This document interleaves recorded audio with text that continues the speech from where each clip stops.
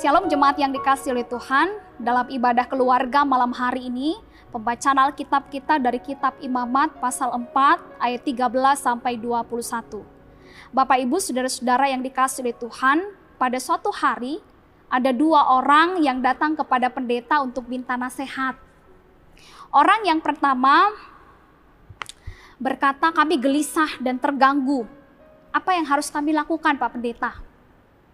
Lalu Pak Pendeta balik bertanya, saudara-saudara, apa yang saudara-saudara sudah lakukan? Mengapa saudara-saudara gelisah? Orang yang pertama berkata, Pak Pendeta, sejujurnya, saya sudah melakukan dosa yang sangat berat dan mematikan. Saya sangat terganggu, saya sangat gelisah. Lalu pria yang kedua berkata, Pak Pendeta, kalau saya sudah melakukan beberapa dosa yang ringan, tapi saya sulit meninggalkan dosa-dosa itu. Lalu kemudian Pak Pendeta menyuruh mereka pergi dan kembali dengan sebuah batu dari setiap dosa yang mereka lakukan. Lalu kembalilah orang yang pertama. Orang yang pertama membawa sebuah batu yang besar dan berat untuk dosanya yang menurutnya berat. Lalu orang yang kedua dengan senang hati membawa batu-batu kecil dalam sebuah tas yang menggambarkan dosa-dosanya yang kecil dan ringan. Melihat batu-batu tersebut, pendeta menyuruh mereka kembali lagi, pergi, dan bawalah batu-batu itu, letakkan kembali di tempat di mana kamu mengambilnya. Kedua pria ini kembali pergi.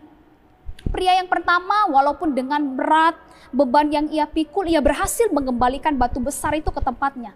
Sedangkan pria yang kedua kebingungan. Dia tidak tahu di mana dia mengambil batu-batu itu. Sehingga sebagian besar dari batu yang dia ambil itu tidak berhasil dia kembalikan ke tempatnya yang semula. Lalu kemudian pendeta memanggil mereka berdua dan berkata, dosa itu ibarat batu. Jika seseorang melakukan dosa dan ia menyesal, memohon ampun, bertobat dengan sungguh di hadapan Tuhan, maka Tuhan akan mengampuni segala dosanya. Tetapi orang yang terus-menerus melakukan dosa-dosa yang menurutnya ringan dan tidak mau bertobat, maka makin hari hatinya akan menjadi semakin beku, semakin tertutup, dan ia akan semakin sulit membuang batu-batu itu kembali ke tempatnya.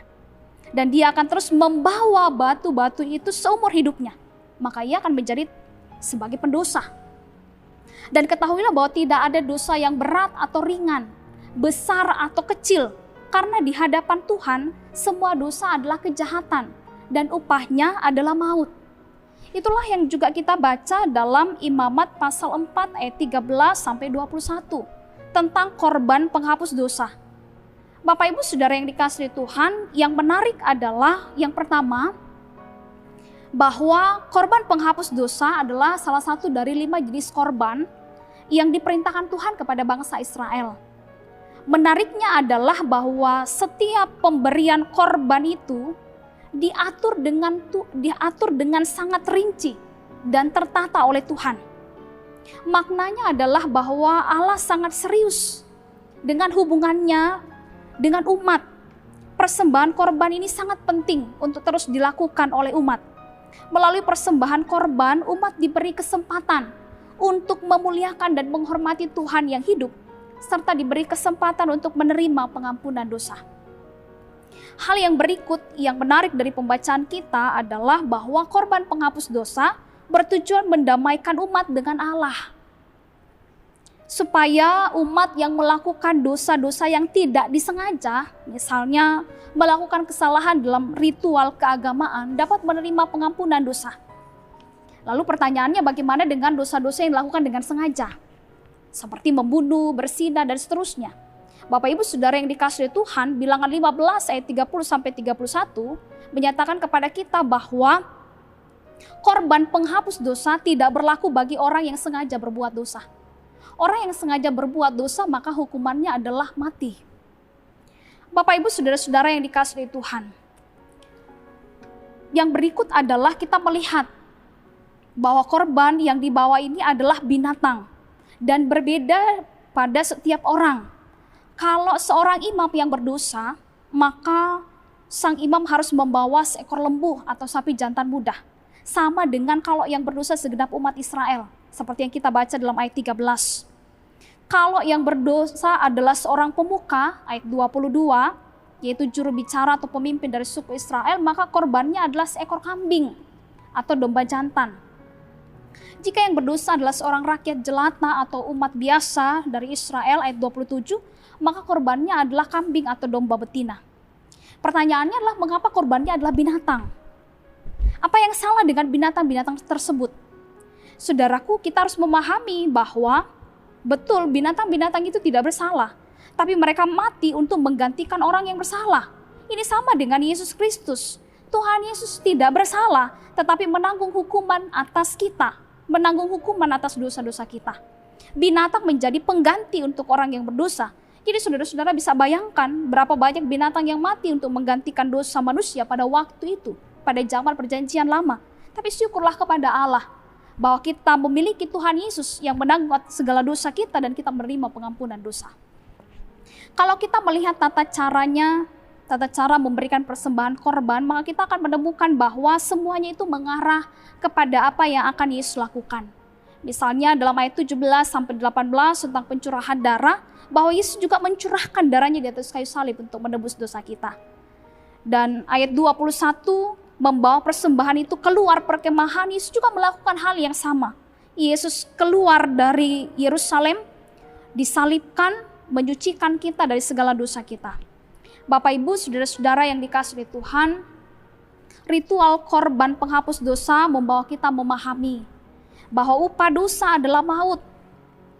Dan korban penghapus dosa dan korban-korban lain dalam perjanjian lama itu tidak sempurna, itu hanya sementara. Karena itu Allah datang kembali berkenan menghapus kita dengan korban yang terbaik, yaitu Yesus. Yesus adalah korban yang sempurna dan yang terbaik untuk kita. Tuhan Yesus sudah memberikan seluruh kehidupannya bagi kita. 100%. Bapak Ibu saudara-saudaraku yang dikasihi Tuhan, karena itu sebetulnya kita semua adalah orang-orang yang berhutang kepada Tuhan. Bahwa segala yang ada pada kita itu berasal dari Tuhan. Dan ada karena Tuhan. Hidup kita, waktu kita, kesehatan kita, dan seterusnya semuanya berasal dari Tuhan. Maka sudah selayaknya kita mengembalikannya untuk kemuliaan Tuhan. Bukan untuk kesenangan dan kepentingan diri kita sendiri. Bapak Ibu saudara-saudara, sebagai orang-orang yang berhutang kepada Tuhan, paling tidak ada 2 respon yang tepat untuk kita naikkan kepada Tuhan atas keselamatan yang Tuhan sudah berikan kepada kita. Yang pertama, hiduplah dalam rasa syukur. Sebab kunci hidup sehat dan sejahtera, bertumbuh dan bersukacita adalah hati yang bersyukur. Saat ini Bapak Ibu Saudara, banyak sekali orang yang ingin hidup sehat. Janganlah sampai kita masuk rumah sakit. Berbagai cara dilakukan. Kita mulai terbiasa rutin mencuci tangan, terbiasa berolahraga, makan makanan yang sehat, minum vitamin dan seterusnya. Itu semua sangat baik untuk dilakukan. Tetapi kenapa setelah dilakukan hal-hal itu tetap saja ada perasaan khawatir dan takut menghampiri kita? Bapak Ibu Saudara yang dikasihi Tuhan, hidup kita tidak akan sehat dan sejahtera, baik secara jasmani dan rohani, kalau hati kita penuh dengan keluhan. Kalau hidup kita penuh dengan omelan. Anak-anak di rumah bersama dengan kita mengomel. Karena rumah tidak lagi menjadi bersih, tetapi menjadi kotor dan lain sebagainya. Hidup kita tidak akan bertumbuh dan bersukacita kalau hati kita penuh dengan ketidakpuasan, penuh dengan dendam, penuh dengan iri hati, penuh dengan amarah. Oleh karena itu hidup yang sehat, baik jasmani dan rohani, itu dimulai dengan rasa syukur. Orang yang penuh dengan rasa syukur, dia akan bisa menikmati segala yang terjadi dalam kehidupannya. Dia akan mampu mengerjakan apa yang masih bisa ia kerjakan. Orang yang bersyukur bukan berarti tidak punya persoalan. Orang yang bersyukur bukan berarti ia kebal virus corona. Persoalan akan tetap ada. Tetapi sebesar apapun persoalan yang dihadapi, ia tidak akan kehilangan semangat. karena dia tahu bahwa Tuhan ada bersama dengan dia. Bapak Ibu saudara-saudara, tapi nyatanya bahwa ternyata hidup bersyukur itu tidak mudah. Kenapa? Karena kita cenderung berhayal kehidupan kita sama seperti si Anu, keluarga kita sama seperti si Anu dan lain sebagainya. Kita hidup dalam khayalan seandainya kita begini, seandainya kita begitu. Ini ada seorang ibu, suatu kali dia mengeluh karena rumahnya terlalu kecil. Ketiga anaknya tidak punya kamar sendiri-sendiri. Bahkan anak-anaknya ini Bapak Ibu Saudara kalau belajar mereka harus bergantian menggunakan meja karena meja cuma satu. Lalu ia menemui pendeta dan mengeluh. Dia katakan begini, Pak Pendeta, Tuhan kok tidak adil sama kami?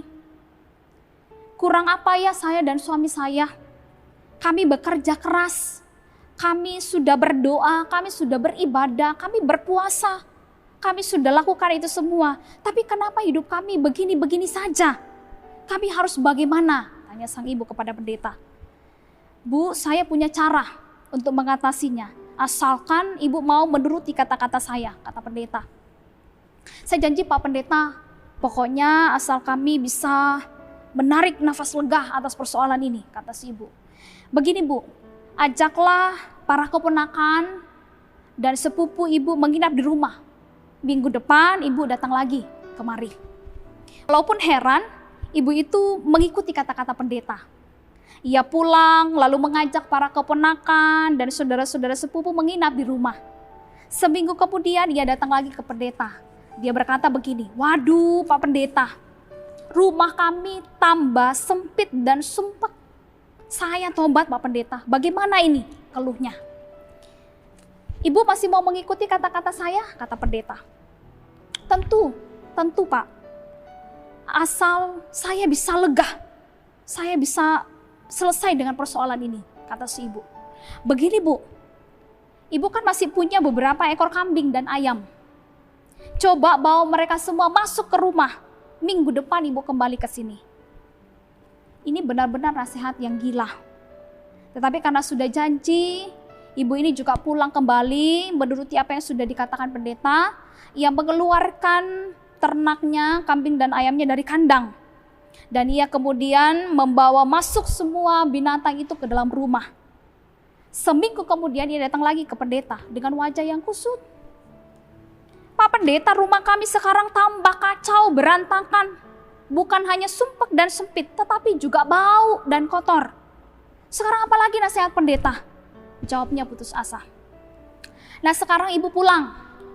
Pulangkan semua sepupu, pulangkan semua keponakan, kembalikan ternak-ternak itu ke dalam kandang.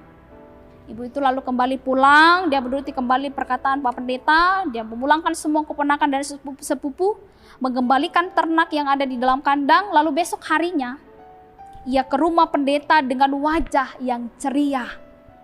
Puji Tuhan Pak Pendeta, rumah kami sekarang tidak sumpek lagi. Kami bisa menarik napas lega, kata sang ibu ini dengan gembira. Apa makna cerita ini Bapak Ibu Saudara? Maknanya bahwa hidup ini indah. Karena itu kita diajar untuk selalu menghargai semua yang ada pada kita, sekecil apapun itu. Jangan melihat yang tidak ada. Kalau kita melihat yang tidak ada, kita akan terus-menerus mengeluh. Hidup ini akan terasa ringan dan nikmat kalau diiringi dengan rasa syukur. Walaupun kita tengah berada di dalam pandemi, syukuri yang masih ada. Bersyukurlah kalau Tuhan izinkan pergumulan ini hadir. Karena Tuhan juga sedang memproses kita supaya kita semakin bertumbuh dalam iman, pengharapan, dan kasih. Hal yang kedua, sebagai respon kita atas keselamatan yang Tuhan beri, hiduplah dalam kasih. Ada seorang pemuda yang idealis, dia menyaksikan di tengah wabah corona ada 2 orang bocah gelandangan tertidur di pinggir jalan beralas koran. Tubuh mereka kurus kering, tangan mereka dan kaki mereka ada luka yang dikerubungi lalat. Pemuda itu sangat ibah dan ia mulai kecewa terhadap Tuhan. Dia berkata begini, Tuhan, mengapa engkau berdiam diri melihat penderitaan bocah-bocah itu? Mereka tidak bersalah. Lalu Tuhan dari sana pun menjawab, aku tidak berdiam diri, aku sudah menciptakan kamu. Bapak Ibu saudara-saudara yang dikasihi Tuhan, di tengah penderitaan yang kita alami saat ini karena wabah virus corona, kita mendengar banyak sekali kisah sedih dan kejadian yang memilukan yang sebetulnya itu bukan kebetulan Bapak Ibu. Tuhan punya maksud tertentu dengan mengizinkan kita mendengar kisah atau melihat kejadian-kejadian itu. Tujuannya adalah supaya kita berbuat sesuatu, membuka hati dan mengulurkan tangan, membantu sesama. Barangkali kita tidak bisa membantu 1.000 orang. Mungkin kita tidak bisa membantu 100 orang. Tetapi satu saja yang tertolong akan menjadi kesukaan besar bagi Tuhan. Karena itu marilah tunjukkan kasih sayang kita kepada dunia ini. Agar mereka juga percaya bahwa Tuhan itu ada dan mereka menjadi percaya. Amin. Marilah kita berdoa. Ya Bapa di dalam surga, terima kasih untuk kesempatan yang Tuhan beri bagi kami semua untuk beribadah di malam hari ini. Kiranya ibadah ini boleh berkenan, menyenangkan hati Tuhan. Dan terima kasih untuk kebenaran firman-Mu yang sudah kami baca dan kami renungkan, yang mengingatkan kami Tuhan, betapa Engkau mengasihi kami. Engkau menanggung dosa-dosa kami. Terima kasih untuk kematian-Mu di atas kayu salib. Terima kasih untuk pengorbanan-Mu yang begitu dalam bagi kami. Terima kasih Tuhan, melalui kebenaran firman-Mu kami merasakan kasih-Mu yang begitu besar. Karena itu ajar kami untuk meresponi keselamatan-Mu dengan cara-cara yang baik, dengan hidup yang bersyukur, dengan hidup dalam kasih. Tolong kami ya Bapa, kami naikkan syukur dan terima kasih kami untuk semua hal yang Tuhan izinkan terjadi dalam kehidupan kami. Bapa, kami menyatukan hati kami pada malam hari ini, berdoa untuk pemerintah kami dari pusat sampai ke pelosok daerah. Kami mohon Tuhan memberikan mereka semua hikmat bijaksana, memampukan mereka untuk mengambil keputusan yang terbaik di tengah pandemi ini. Tuhan tolong mereka. Kami juga menyatukan hati kami berdoa untuk para perawat, dokter, dan semua orang yang harus dirawat di rumah sakit karena terjangkit virus corona. Tuhan Yesus kuatkan mereka. Berikan mereka kemampuan sehingga mereka boleh tetap kuat dan tabah. Untuk keluarga-keluarga yang berduka cita, Tuhan Yesus kami mohon hiburkan mereka, pulihkan keadaan mereka. Ya Bapa, sebagai umat-Mu, di tengah situasi ini mampukan kami untuk tetap hidup dalam kasih, sehingga kami juga boleh terus menyatakan kasih-Mu di tengah dunia ini.